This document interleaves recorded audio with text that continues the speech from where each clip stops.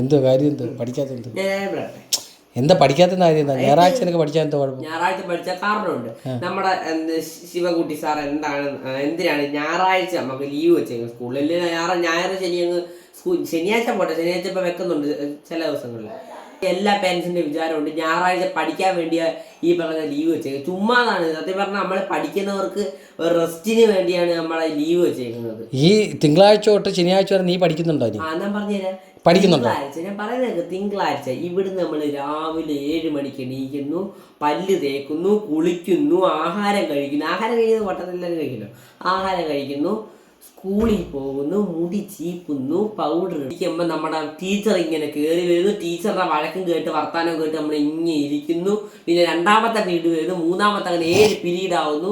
7ാമത്തെ പീരീഡും കഴിഞ്ഞ് വീട്ടിൽ എത്തുമ്പോൾ ക്ഷീണിച്ച് വീട്ടിലെത്തുന്നതിന് മുമ്പേ ട്യൂഷനിൽ പോയി ട്യൂഷനിലെ സാറിൻ്റെ അടിയും തൊഴിയും കിട്ടിയിട്ട് വീട്ടിൽ വരുമ്പോൾ വീട്ടിൽ ഇരുന്ന് അച്ഛനും അമ്മയും പറഞ്ഞ് പഠിക്കേ.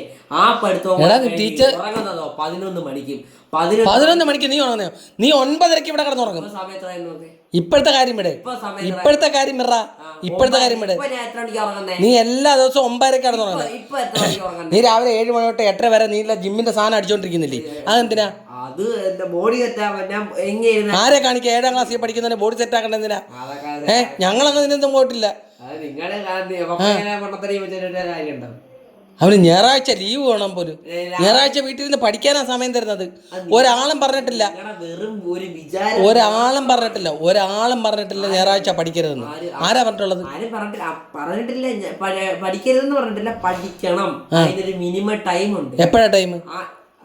ഞായറാഴ്ച രാവിലെ എണീക്കുന്നവരുടെ ശ്രദ്ധയ്ക്ക് മാത്രം പറയുവാണ് 7 മണി തൊട്ട് മിനിമം ഒരു 8:30 വരെ പഠിക്കണം. 1.5 മണിക്കൂർ പഠിച്ചാൽ മതി. പിന്നെന്തോ ഞായറാഴ്ച മാത്രം.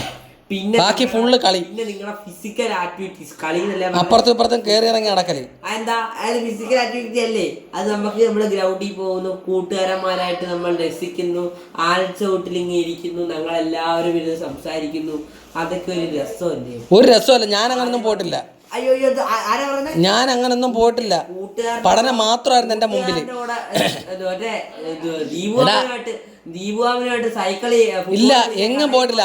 പഠനം മാത്രമായിരുന്നു എന്റെ മുമ്പിൽ, അല്ല വേറെ ഒന്നും അല്ലായിരുന്നു. മുയലിന്റെ കച്ചവടം, അത് മുയലിനെയൊക്കെ അന്ന് വളർത്തുമായിരുന്നു.